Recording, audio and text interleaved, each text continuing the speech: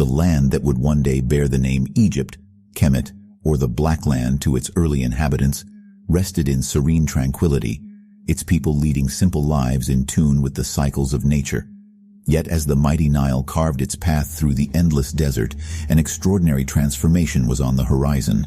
This nascent civilization stood on the cusp of a spiritual revolution that would forever imprint upon its sands and echo through the ages, the birth of ancient Egyptian religion. A day came when the stillness of the desert was replaced by an enigmatic hum. The primordial deity Atum, the embodiment of the chaotic waters of Nu from which the cosmos sprung, rose from the abyss. Self-created and alone, Atum emerged on the sacred mound of Ben-Ben in the heart of the sun-soaked land.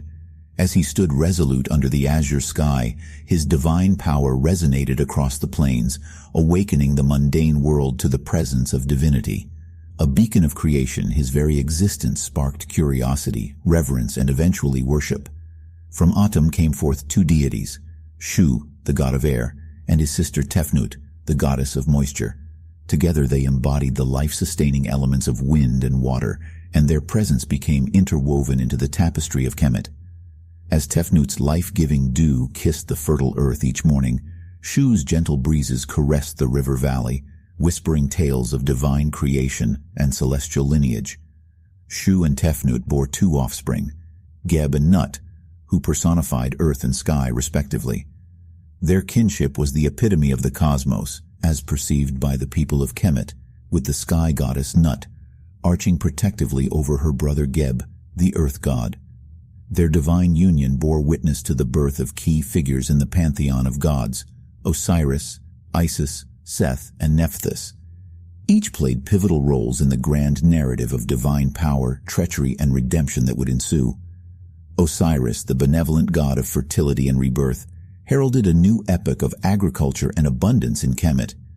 His wisdom and guidance oversaw the transformation of Kemet into a prosperous civilization, revered and envied for its wealth. Yet his reign wasn't devoid of turbulence. Seth, the god of chaos, storms, and disorder, represented the antithesis of order and stability. His envy and resentment towards Osiris culminated in a cataclysmic clash, echoing the eternal struggle between order and chaos, righteousness and treachery. Meanwhile, Isis, the embodiment of magic and motherhood, served as the crux of Osiris's reign. Her profound wisdom and empathy towards humans steered them through tumultuous times. Despite her divine stature, Isis resonated with the hopes, fears, and aspirations of the people of Kemet. She served as an eternal symbol of divine compassion, balancing the scales of divinity and humanity. In the shadow of her powerful siblings, Nephthys played a quieter, yet no less significant role. As the goddess of night and transition, she represented the cycle of life and death. It was she who, in consort with Isis, resurrected Osiris after Seth's violent betrayal, introducing to the world the concept of resurrection and life after death. These gods and goddesses weren't solitary figures but part of an interconnected divine family, each playing their role in maintaining the cosmic balance. Their relationships were dynamic, their stories mirroring the social, moral, and political nuances of Kemet society. The tales of conflict and resolution, love and betrayal, life and death became the cornerstone of the spiritual and cultural life of ancient Egypt. In this intricate divine system, the pharaoh was the linchpin, deemed the living incarnation of Horus, the falcon god and the son of Isis and Osiris. His rule was not of mortal decree but an extension of the cosmic order. Thus, the divine principles trickled down to the earthly realm, creating a mirror image of the heavens on the banks of the Nile. The beauty of this narrative lies in its paradoxical reality.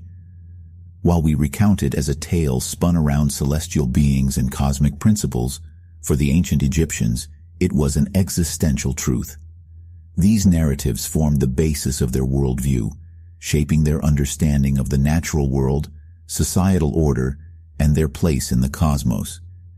The essence of the ancient Egyptian religion still lingers in the whispered prayers carried by the desert winds, in the echoes of temple hymns reverberating along the Nile, and in the awe-inspiring temples and pyramids that pay homage to their faith.